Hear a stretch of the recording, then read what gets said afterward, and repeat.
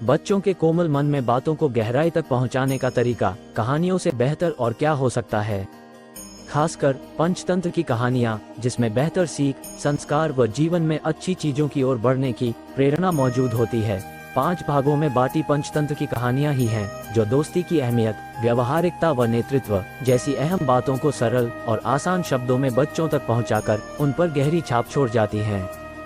शायद यही वजह है कि अक्सर बचपन में सुनी कहानियां और उनकी सीख जीवन के अहम पड़ाव में मार्गदर्शक के रूप में भी काम कर जाती हैं।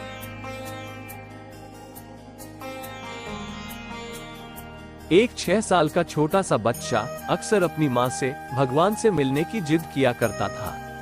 उसे भगवान के बारे में कुछ भी पता नहीं था, लेकिन माँ से उसे बहुत प्रेम मिलता था। इसलिए उसे परमात्मा की शक्ल में माँ जैसी कल्पना होती थी। उसे भगवान से मिलने की तमन्ना भरपूर थी। उसकी चाहत थी कि एक समय की रोटी वो भगवान के साथ खाएगा। एक दिन उसने एक थैले में 5-6 रोटियां रखी और परमात्मा को ढूंढने निकल पड़ा। चलते चलते वो बहुत दूर निकल आया। संध्या का समय हो गया।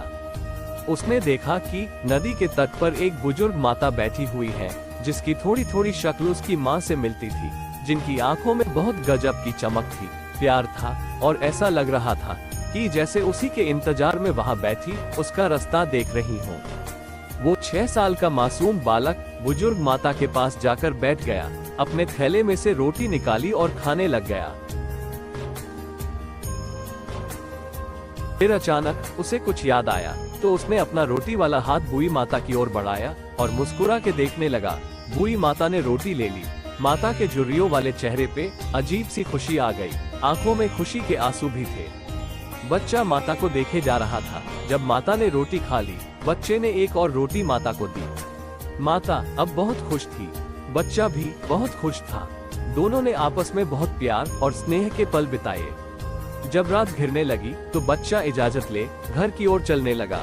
वो बार बार पीछे मुड़कर देखता तो पाता बुजुर्ग माता उसी की ओर देख रही है।